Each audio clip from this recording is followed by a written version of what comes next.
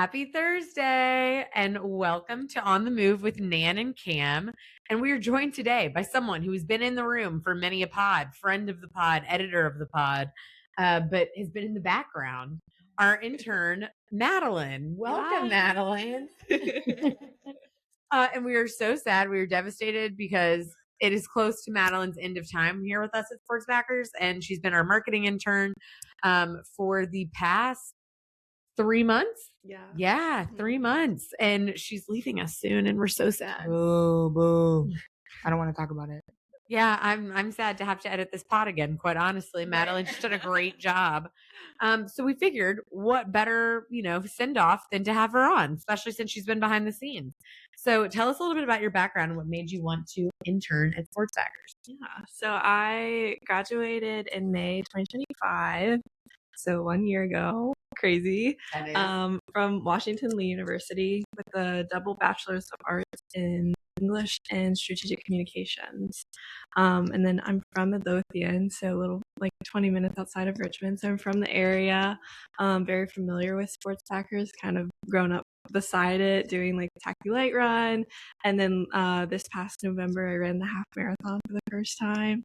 So it was just kind of alignment of all my interests, professional and what I studied at school.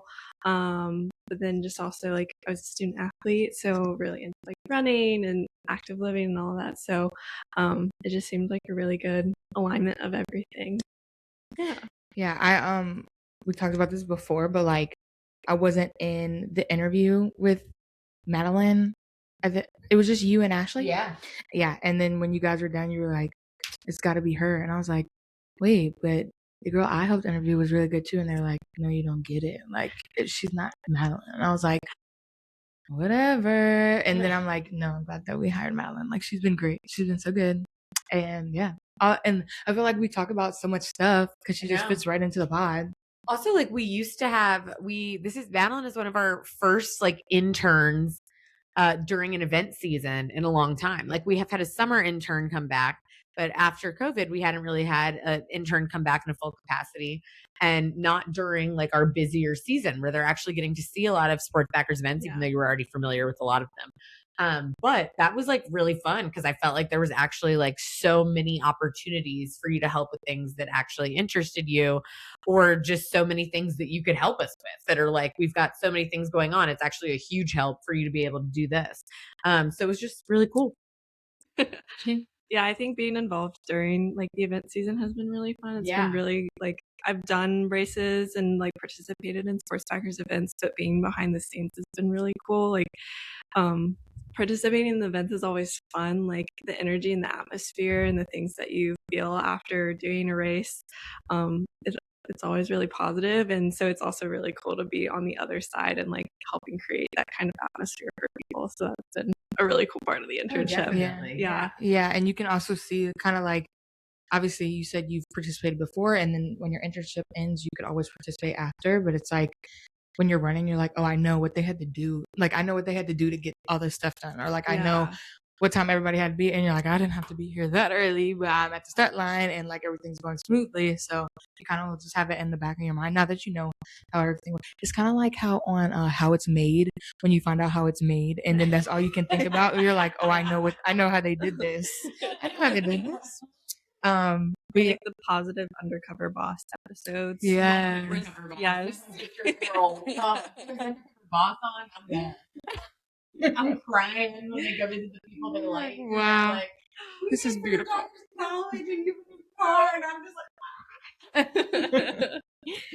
just so yeah, you talked about how you've had a pretty cool experience, obviously at events. What's your overall experience been at Sports Backers, in here in the office, because you've also been doing a lot, not just interning, you've been coaching and you've been doing so many other things. So what is your overall experience been with your little busy life? Yeah, it's been great. The internship has been really great. I've learned a lot, social media. I've grown that, feeling a lot more confident in like posting and writing captions and making graphics. I've gotten to edit the podcast, which is new. I haven't done that in previous experiences, so that's been really fun, and I've actually really enjoyed it. I've really enjoyed it too. Love that. I'm gonna miss editing it. So that's been really cool. And it's just been really like a really fun, I guess, season of life to like coach and then get to turn around and come to the marketing internship and go to these like races and experiences and like help create them and be a part of it. And yeah, it's just been really great. Wow, love that for you. Did anything surprise you? Kind of like Cameron was saying, once you find out how the sauce is made, did anything surprise you about sports backers that you weren't expecting? I think one thing that surprised me is like hearing about like event prep and event day schedule, like how some people are out there at like 3 or 4 a.m. in the morning to get the course ready. Scary hours. Yeah, very scary hours. And it's like I knew races were early, like because I participated in them myself, and then just like following it and being aware of like a normal race schedule. Like they normally happen early in the day, but knowing that other people's day starts even earlier than that has been a really big surprise. And I have a lot more respect for like, not that I didn't have respect before, but like the respect has grown immensely for like race directors and people who are prepping the course beforehand. I think it's like kind of wild how much our race directors know about like they know the ins and outs of like every single event. Like any question you have, they like know it. And that's crazy because I feel like I have a lot of answers to a lot of questions. And sometimes your brain feels like, and so like then to think that they have even more is crazy. Yeah. I was going to say, I was surprised by, and like we work with tons of volunteers, especially on these big events that do like very important jobs that we couldn't have the events happen without them. But like how small of their staff is, like 25-ish people. Yeah. And it like kills me still. We talk about this all the time, but when people are like, are you running the 10K? And you're like, no, we have to be there working it. Yeah. And every time they'll be like, yeah, but you could still run, or like you could no. Like who is literally, I'll run, okay, and then you're gonna be so mad when there's no pictures or videos of you up ever. So no, you don't want me to run actually. But yeah, people I mean, they ask everybody on staff, like, are you running? Like they'll ask like Megan Keogh, are you running? She has somewhere to be, actually. Yeah, she has to keep all of us in line. Yeah, that's where she has to mother, actually. Like, how is she supposed to run? Where do you, so I know we like have talked about this before, and it's kind of like a weird, hard question to think about, but like, where do you see yourself in the future? Kind of like down the road, maybe 5 years from now? Like, not too not too grown. But like, yeah. I've really liked like content creation and producing, so like making graphics and like having something that you're actually gonna like put out for people to interact with, like even the podcast, like producing that. And I'd like to do that, like keep in that realm of things potentially, where you're like flexing the creative brain, creative part of your brain. And I think it would be really cool ultimately to like do it for some big like sports team or just a sports team in general. Like even if it was like a minor league team, or like, I mean, I feel like major league team is like the biggest you can get, or like a professional team. So even doing something like in between that would be really cool. I think that kind of just the sport athlete side of me doesn't want to give that. I kind of want to stay, actually. I want to stay in sports. Yeah, 100%. It's like so, and sports I feel like are so different because they like, there's so much that could happen. Like there's so many different people, and like it evolves over time. So it's kind of like, I don't know. There's a lot going on. Yeah. Yeah. You're doing a lot of the same things like repetitively year over year in sports, but like they don't ever look the same. Right. Like that would be true on a team. I feel like you've got a game schedule. You guys know when certain things happen, but then like it's not the same players. It's not the same outcomes. It's not the same experiences. So that's something I like about here is just like, even though, on the outside, it's like, I do the 10K every single year. Like there's something new happening. There's different things that we're trying to come up with to promote the event. So it is like familiar, but a spin on what you did the year before. Yeah. It's kind of like, I mean, with the Squirrels games, the team's going to stay pretty much the same. And like, we know the season's long, but then they have like the little nights during the week that it's like they spice it up and it's like, oh, y'all have what night this week? Like, I'm trying to go to that. Like, that's so exciting. So yeah, just having like fun little creative ideas that sometimes like, I know this sounds crazy. What if we did this? And then people are just like, okay, like let's run with that. Whoa, I came up with that. That's so cool. Shout out. The Squirrels have really been tickling me on social media recently. Can't handle it. They do. They got a lot of content. So I think something that I like about working in marketing at Sports Backers is that it has allowed me to try. I did this internship too many years ago as a child. That I liked about it then, but I like that about working full time here is like there's so many different things that you're allowed to try within marketing. Like even if it doesn't necessarily fall like helping Cameron with a reel, that doesn't fall under PR and communications, but she needs help. I'll help her with a reel. Or, similarly, like this podcast, this isn't necessarily a traditional PR and communications thing, but it's something I get to do. So you were very open to trying a lot of different things. You have experience in a lot of different things. So that was something that was very intriguing about your application. So did any of the trying of things help you determine anything you'd like to do more of? You kind of answered this, but anything else? Well, I was still really glad that I got to try everything. Yeah. I've worked for other nonprofits before, and I think that's one of the things I really like about working in a nonprofit is that you can have your hand in multiple things and you're not limited to like one area or one thing only. Like if you have like a certain thing in another area of like communications or PR or marketing that you're interested in, you more likely than not will be able to try that as long as you express it. Whereas I feel like in a big corporation, you get kind of limited. They're like, no, like stay in your lane. Or it just has to go through a hierarchy of like crazy approval, right? Yeah. But I will say, like, I've done a lot of social media here, more so than I have in other experiences, and so that's been really fun. And so I think that's kind of one of the things that like I didn't do a ton of beforehand, but now I've done it a lot here and I really like it. And so I think I'm leaning more towards that side of things, but I still really like communications and PR, like writing the like bike week press release was really fun.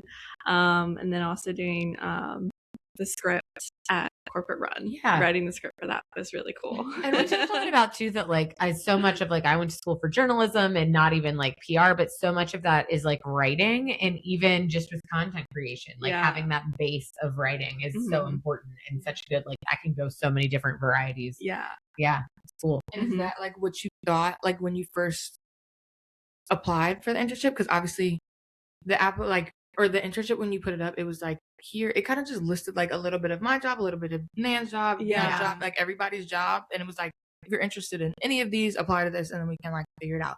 Is social like what you started off being like? Well, that's what I kind of want to do, or did you start off different, and then as you were like working through things and like working with me, you're like, actually, I like to do this. Yeah, I guess not. My like education background is in like more traditional communications PR, so I'm used to that kind of thing. So I guess I was thinking more along the lines of like press releases, media advisories, but like even in that I've done like media kits before where it's a deliverable that you produce. It's like a mix of like copywriting and like photos or visual assets, and I really like that was like one of my favorite like deliverables that I learned how to make in college, and so like coming in and like getting to do more social media has been like really fun. Not something that I thought, I guess initially coming in that's what I wanted to like do more of. But definitely feel like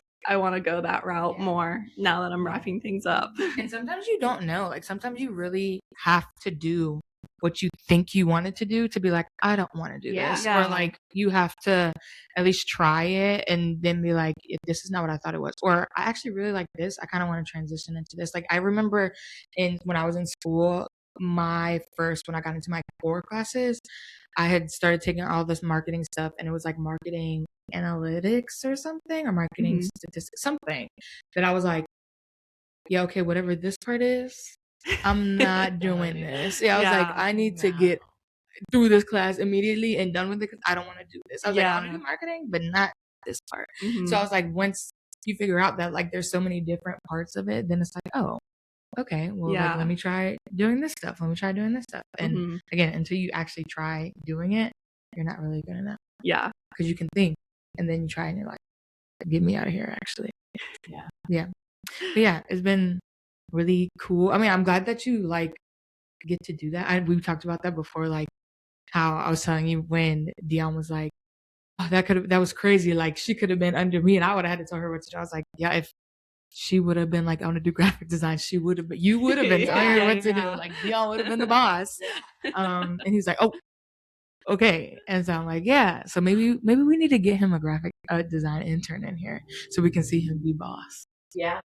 I think we talked about this before, but I also think it was good practice for us because like we don't manage anybody, obviously. Yeah.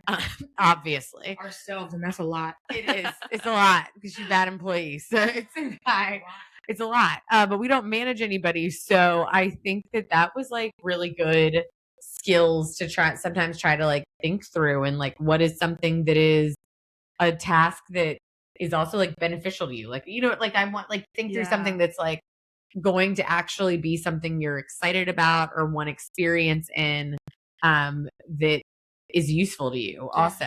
So I thought that was, you know, sometimes we need a little practice still. Yeah. And I kind of feel bad too because like today we're gonna learn how to do, or Madelyn's gonna learn how to do the marketing recap. Yeah. And it's like, obviously, you know, that's my worst enemy, but it's something like if she does want to stick with social, she's gonna have to do it. So it's kind of like I have to teach her how to do it. And I'm like, so here it is.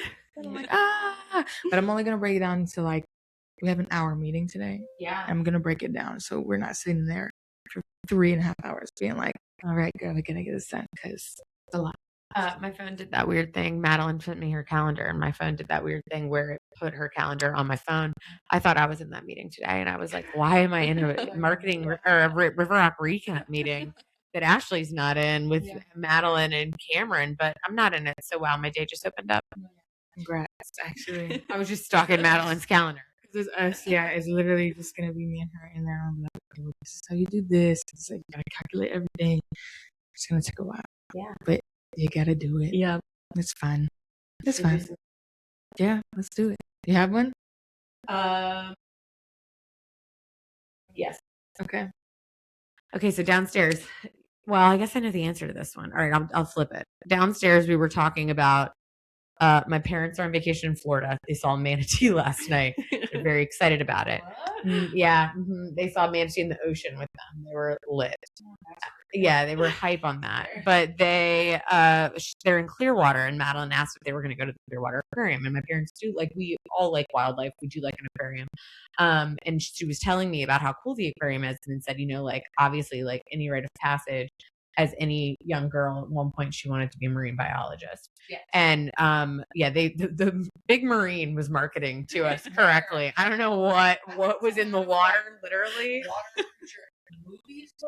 Yeah, like we said, like Flipper Free Willy. Were you familiar with The Dolphin's Tale? I didn't watch it, but I do know, like, I know, and Aquamarine, yeah, mermaids, boom, yeah. That's it. We had some other ones about mermaid.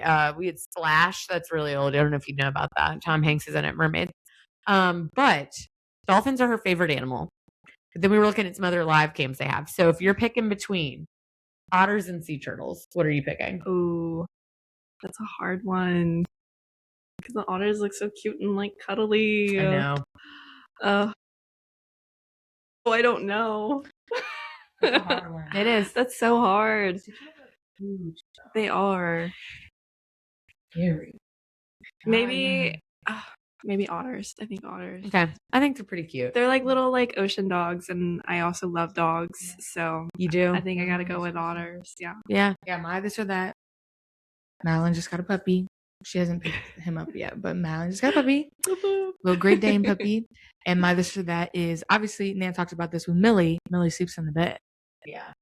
The Great Dane That's the little pony. That's my little pony. It's in a bed. dinosaur. So are we thinking puppy sleeps in the bed or puppy sleeps by itself? I think with the Great Dane, I'm gonna have to go puppy sleeps by itself. Right. Because my family dog, she's a Labradoodle, and she sleeps with me. But like, she curls up into a little donut. Like, she doesn't take up much space. But I fear the Great Dane, even when he curls up into a donut, will take up too much space. Yeah, and it's like one lay on that comforter, and you're not pulling it. Yeah, it's like stuck in. Like, Yeah. Huge jumbo donut. Yeah. We were very into your hobbies that you listed on your resume when you applied. So you had 2 hobbies that I am into. I'm not good at one of them. I need to get good, but it's also a wintertime activity in my opinion, needlepoint. I guess it's not really a wintertime activity because you could do it anywhere. Yeah. I'm working on a cross stitch right now. Okay. But it is a very multicolored one, so I'm not getting in like a real groove where I'm cross stitching. Like you have to keep changing the string. So I was thinking I might take that to the river when we go to the river because I haven't worked on it in a while. But your needlepoint and sourdough, I'm a big sourdough lady. Yeah. Mother of my starter. And which hobby do you prefer, sourdough or needlepoint? Ooh, that's hard too. Because like sourdough, you get something that you can enjoy, and like carbs, bread. I'm a bread lover. Like Same. I have a pair of socks that say "Carbs Spark Joy." Yeah, they do. That's like, if I could pick one food to eat for the rest of my life, it would be bread. There's a lot of varieties, so that's a great answer. Do you do like the flavored sourdoughs like we were talking about with Catherine? Yeah. Or you just like still work on your original? I just do original, but I like to make it into shapes. Like she made a bunny. Yeah, not this past Easter, but like a year ago. I made a bunny, and then this October I made a pumpkin, and I used like a little cinnamon stick as the stem. Yeah. We did have a fatality in her sourdough life, though. Yeah, Sabrina Carpenter died. Yeah. I like rest in power.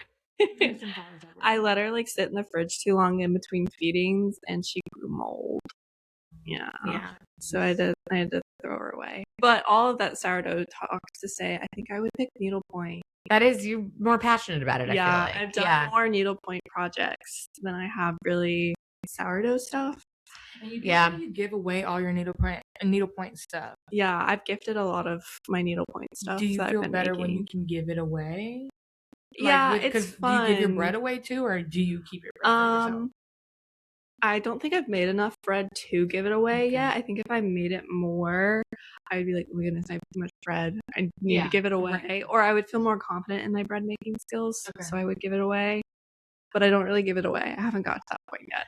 I'm big sourdough's not getting to me. You 3, because Catherine made me that delicious loaf of sourdough. Oh my gosh, it was. You just want to be on the end of receiving it. You don't want to bake it. Yes, because I am a cereal hobby starter. So all your baked goods could really benefit from some sourdough. Yeah, it's okay. You can use the sourdough discard in it. Yeah, I did make a sourdough discard lemon blueberry coffee. It was really good. What is your timeline for starting your needlepoint that was your half marathon bib? I have a canvas digitally drawn, but I haven't been able to get my hands on like actual blank canvas yet. Gotcha. Like it's like, I think there's a shortage and it's been really hard to like order some. Yeah. And then I still need to order like paints for it. So like I have like on Stitchly, I have the whole canvas like drawn out and everything, and I'm like ready to print it off and start painting the canvas. I just have to get my hands on a blank canvas. Okay. Mine has to be instant gratification. If I can't order it, I'm done with the hobby. I did embroidery first and like loved that, and then when I went to do the needlepoint, it is harder. There is like certain stitches, and I don't know if your girl can hang with that. And Mary Marshall tried to help me twice, but she is so like good at it that it's fast. Yeah. And I looked so stupid when she was trying to help me. She came up with like a thing I could say, and I was like repeating it super slow, like.